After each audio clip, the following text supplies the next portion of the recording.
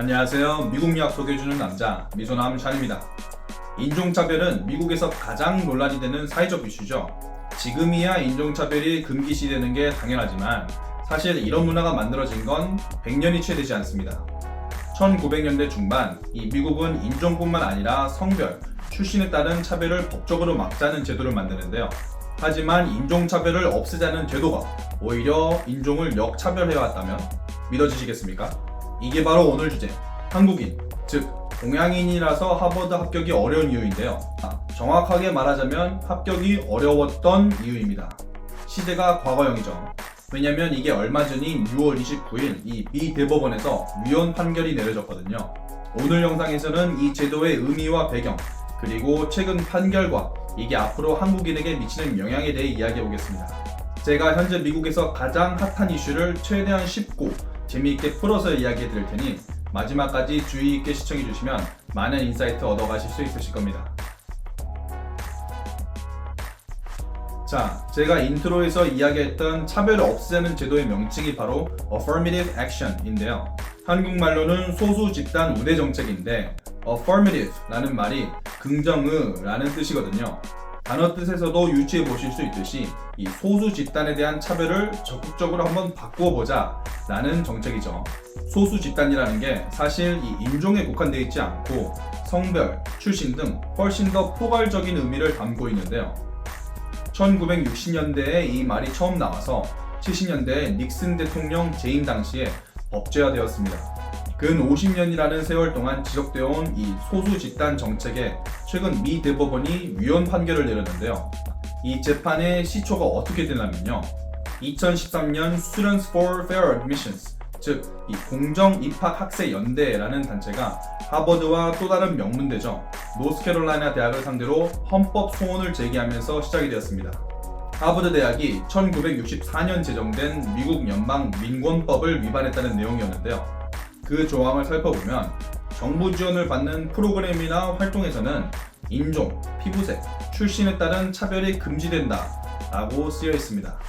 언뜻 읽어보면 정당하고 당연한 말 같죠? 그런데 이걸 걸고 넘어진 겁니다. 무슨 내용을 어떻게 걸고 넘어지는지를 간단하게 설명을 해보자면요. 쉽게 예시를 들어서 대학에서 백인, 흑인, 히스패닉, 동양인 모두에게 균등하게 10자리씩을 준다고 가정을 해보죠.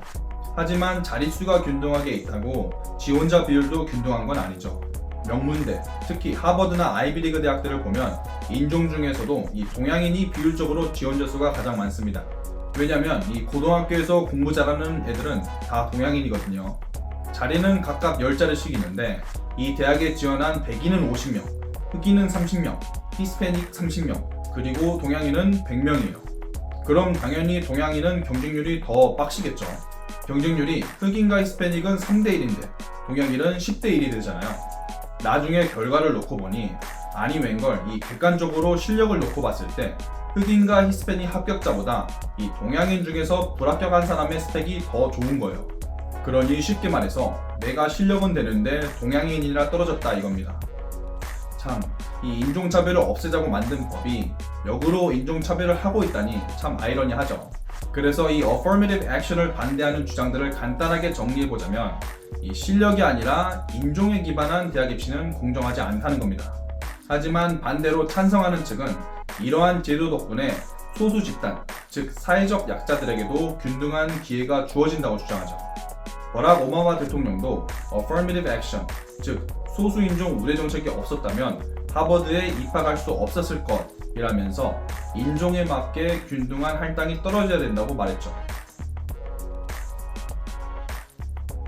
어찌됐건 기나긴 논란 끝에 이번 연도 6월 29일 미 대법원에서 이 제도가 위헌이라는 판결을 내렸습니다. 대학들이 입학 기준에서 개인의 정체성을 판단하는 기준으로 학습 능력이 아닌 피부색을 포함해 온 건 잘못됐다. 학생들은 인종이 아닌 개개인의 능력으로 평가받아야 된다 라고 위헌 결정을 내렸는데요. 자, 그럼 이제 미 대법원 판결이 우리 한국인에게 실질적으로 어떤 영향이 있을까요? 사실 현 시점에서 미국 명문대학교들이 이 판결을 입학 선정 방식에 어떤 방식으로 적용할지는 아직 미지수입니다. 하지만 과거 사례를 살펴보면 1996년 캘리포니아주에서 이 Affirmative Action이 폐지된 지 2년 만에 UC 버클리와 UC LA에서 이 흑인과 히스패닉 지원자 합격률이 절반으로 감소했습니다. 이런 트렌드가 이번에도 반영이 된다면 한국계 미국인들에게는 엄청난 희소식이죠. 그만큼 동양인 합격률이 늘어날 거라는 얘기니까요. 반면 한국계 미국인이 아닌 한국인 유학생들에게는 어떤 영향이 있을까요? 제가 봤을 때 사실 유학생들에게는 큰 영향은 없을 듯 합니다. 왜냐면 유학생은 유학생끼리 따로 할당된 풀 안에서 경쟁을 하기 때문이죠. 미국 명문대들이 내세우는 가치 중 하나가 diversity, 즉 다양성이기 때문에 굳이 유학생 풀을 줄일 것 같지는 않아요. 더군다나 유학생은 또 학비를 많이 내잖아요. 자, 그래서 한국인들에게 어떤 영향이 있는지 정리를 해보자면 한국계 미국인에게는 긍정적인 효과가 있을 수도 있고 한국인 유학생들에게는 그 효과가 미비할 것 같다 입니다. 자, 오늘 영상은 여기서 마치겠습니다. 이번 영상이 도움이 되셨다면 구독과 좋아요 부탁드리며 오늘도 긴 영상 시청해주셔서 감사합니다.